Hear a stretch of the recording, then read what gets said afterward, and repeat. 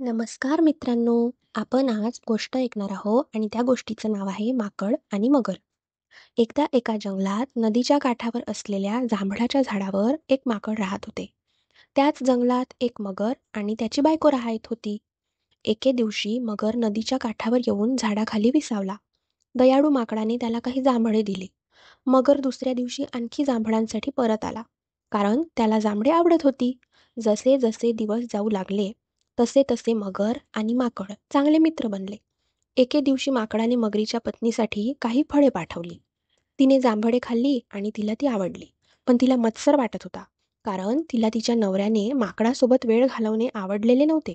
तिने आपल्या पतीला सांगितले, जर फळे इतकी रसाळ असतील तर माकडाचे हृदय किती गोड असेल.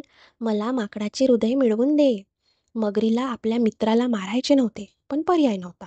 त्याने माकडाला त्याच्या घरी जेवायला बोलावले आणि त्याच्या पत्नीला त्याला भेटायचे आहे असे सांगितले. माकड आनंदी होते, पण पोहता येत नव्हते म्हणून मगरीने त्याला पाठीवर घेतले. आपण माकडाला फसवल्याचा आनंद मगरीला झाला. मात्र बोलताना त्याने माकडाला घरी नेण्याचे खरे कारण सांगून टाकले. हुशार माकड म्हणाले, तुम्ही मला आधी सांगायला हवे होते. मी माझे हृदय झाडावरच ठेवले आहे. आपण परत जाऊन ते घेऊन आले पाहिजे. मगरीने त्याच्यावर विश्वास ठेवला आणि माकडाला पुन्हा झाडाकडे नेले.